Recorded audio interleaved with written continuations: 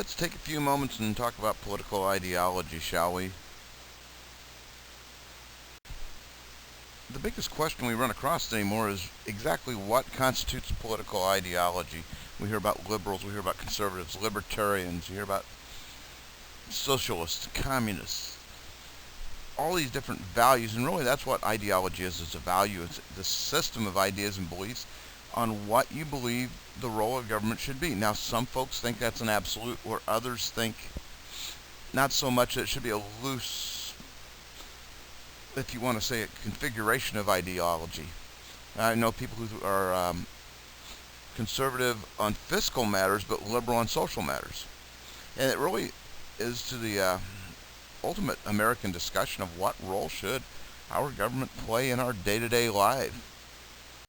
One of the first ideologies we'll discuss is the idea of liberalism. Now, that can either be classical liberalism or what is considered modern liberalism, which is generally to advocate more political and economic and social change for everybody in society, produce equality within society, and arguments are equality of opportunity or equality of results, and generally dealt with civil rights and the rights of those disenfranchised and now immigrant rights and minorities. They also try to keep away from the combination of a church and state ideology, almost using a Jeffersonian idea. In this case, the modern liberal mixes a lot of the old ideas of Jefferson, even though Jefferson talks about a limited government. He wants limited government in people's lives, but mostly in the lives of their social part. But they want more involved in the economic end to help distribute, wealth, so it's not so unequal, so it's not so one-sided. Now, as conservatism is related in America today, it's generally the old status that a lot of Elazar's ideas. Daniel Elazar, a political scientist from the 60s and 70s, talked about political subcultures and traditionalist subcultures, which are generally found in the South.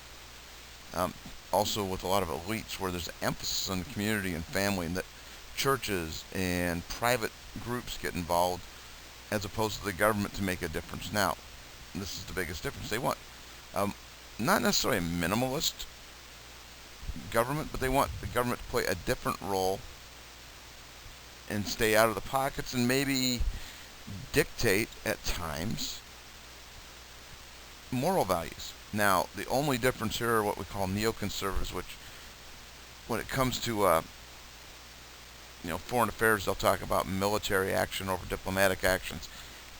George W. Bush would be a very good example of a neocon, especially, and Dick Cheney especially.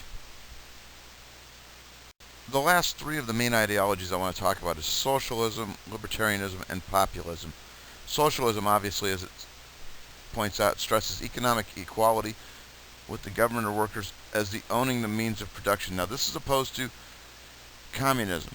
Communism takes a complete different look at it. Socialism can be some areas where the government has complete control of industries versus a partnership as such.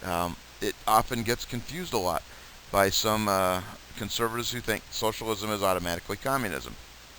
Libertarianism also is not necessarily liberal, but in some cases it runs very close to being a cohort with conservatism, as opposing government intervention in both economic and private matters. It's got a little bit of Democrat and a little bit of Republican, if you would, in it. It's almost minimalist at best. Libertarianism is probably closer to Adam Smith's ideas of economic freedoms, minimalist government. And then there's populism, which they are fundamentally for the government in the morals, but yet they want more government intervention in the economic. The populists of the late 1890s really fit this, especially in the Midwest. They were dealing with farmers who were getting basically run over by big banks and the railroads, and they pushed back. William Jennings Bryan, in his famous Cross of Gold speech in 1896, said, "You shall not press upon the brow of labor this cross of gold."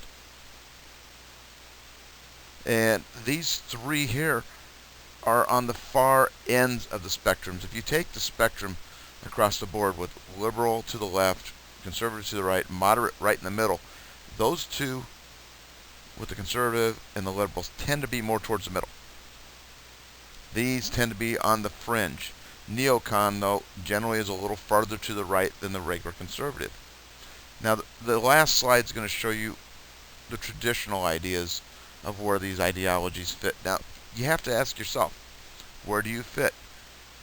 You can be a liberal and a conservative at the same time, but you may be more liberal or more conservative depending on how many issues you lean a certain direction on. So with that, hopefully this answers some questions for you, and have a good day.